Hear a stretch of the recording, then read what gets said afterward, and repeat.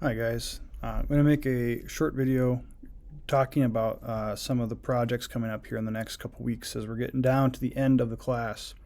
And so this is about your timeline group project coming up here. Starting in week 6, you are going to do two things. One, you want to use this section right here to pick your topic. But before you get here, you want to click right here on this timeline. You want to view this. So here I picked it up over here. And you scroll down, this is what will pop up, and you can go through here and you're going to want to look through some of the people or even some of the events, the major events, Fall of Jerusalem, various types of things, events that are happening. You want to try to select one of these people or events. Or even if you are really interested in places, I would possibly allow a place as well. And then you're going to come down and do your timeline research topic. And then I'll check your guys' groups to make sure you're divided up. I'm going to put you in different groups as much as I can from your first assignment. And what you're going to want to do, this one in week 6 is only for your topics. So please only post your topics in here.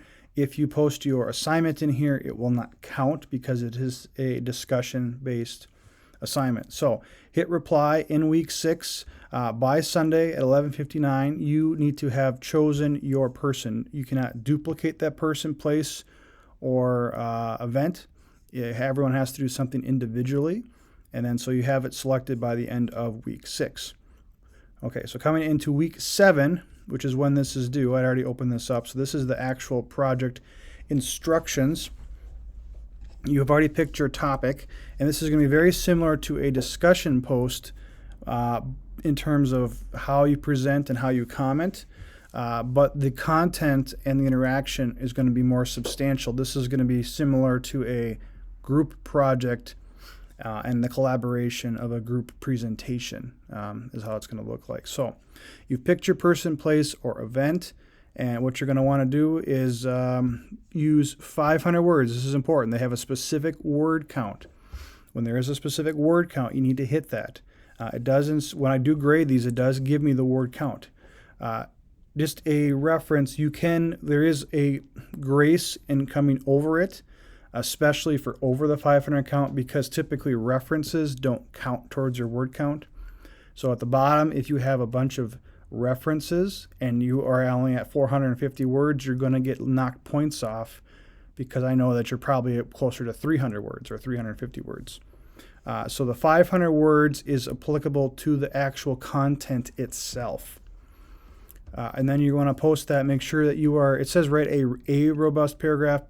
This is a really long paragraph. If you want to do 2 as well, that's fine.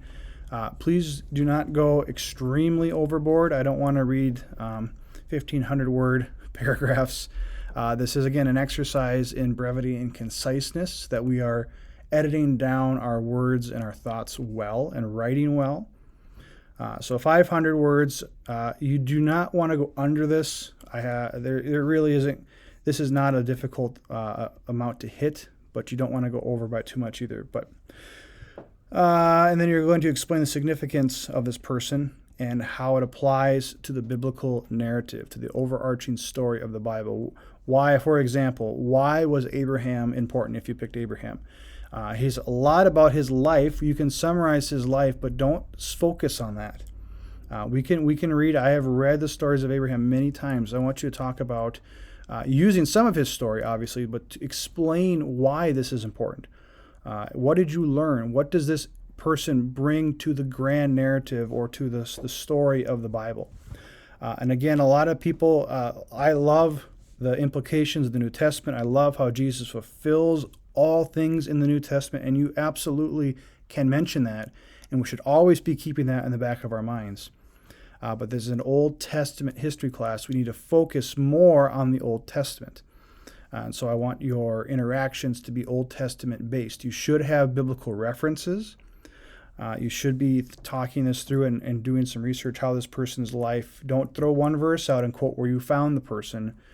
Maybe you'll do some online research. Make sure you're quoting. Make sure you're citing things as well. And that's all due by Thursday at week 7 at 11:59 p.m. And then you want to make 2 additional posts. And I want to note that the 2 additional posts are paragraphs. not just comments about, I like what you said here, that's really good, it made me think. I hope that does that initially. These are comments about paragraphs in addition to, this is interesting, what it learned and how it ties into this, or even better would be paragraphs with questions in them for further discussion, because this is a discussion post. So, and those are due Sunday at 11:59 p.m. So basically this is a more substantial discussion question from your usual weeks. It is worth 90 points, so you want to make sure to pay attention to that. And for all of these things, remember these 3 dots up here can show you the rubric. And it's going to be similar. Again, your holistic score is going to be based off of your ratings of quality, your timeliness, and your interactions. So if you miss these or you're late, you will not get good score or credit at all. The syllabus does specifically state for discussion questions that are late or missing, do not get credit. So this is something that you want to make sure you are on time for. If you have more or further questions, just shoot me an email, guys.